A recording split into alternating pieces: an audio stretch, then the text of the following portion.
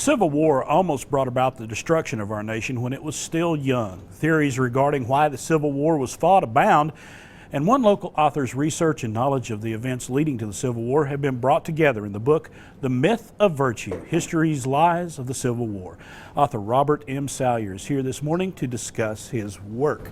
Thank you for being with us. Thank you for having me. I appreciate it. Sounds like such an interesting topic, and I cannot wait to delve into this book some more. But why did you decide that this was a book you wanted to write? Well, I've been a teacher for 28 years, and just recently about 7 years ago, I started contemplating writing a book about some of the untold facts of the war. The way we teach history is oftentimes more a reflection of the society that's actually doing the interpreting than it is a true objective look. I think if you go through time, you'll see that there have been 6 distinctive schools of thought on the Civil War, and they've all interpreted differently according to the culture that was doing the interpreting.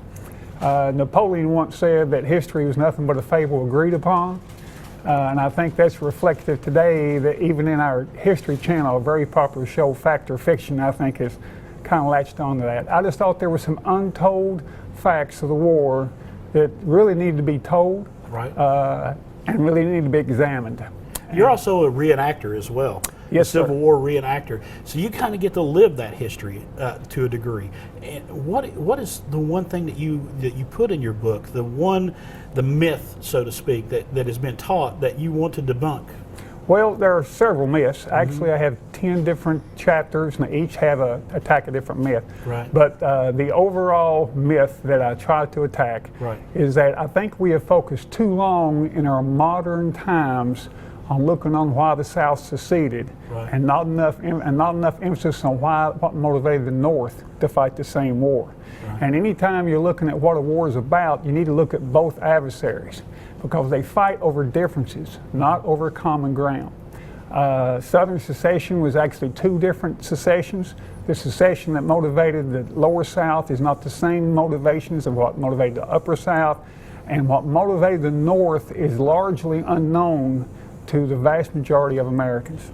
And so basically I just wanted to examine it from a broader perspective, where we look at many different demographic groups, and examine some of the facts which unfortunately are simply not taught today. Now, did you take a look at our region in this book? Did you take a look at for the reasons the war was fought here in our region? Actually, it's more of a national book. It examines causes. It examines, I do have a chapter on Robert E. Lee. There's been a recent move in our society to re-examine the Robert E. Lee that we've known for years. And so I have taken it upon myself to look at that subject. I've also looked at the subject of who was the true aggressor of the war. We all know the South fired the first shot, but we don't really know exactly, did the Lincoln administration actually want war? There's ample evidence to support that. When it comes to other motivations, one of the big misconceptions we have today is that the North actually had a desire, the Northern government, the power structure, that they had a desire to end slavery, and the fact is they did not. When you look at slavery as a particular issue, you have to look at the particulars.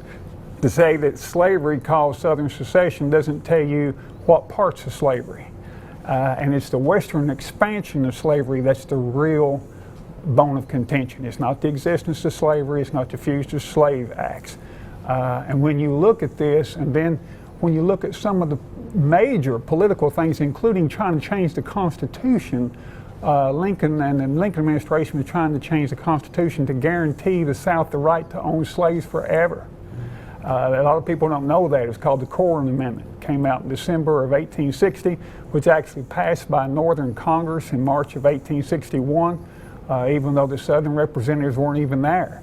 And it was ratified by several Northern states before the war started.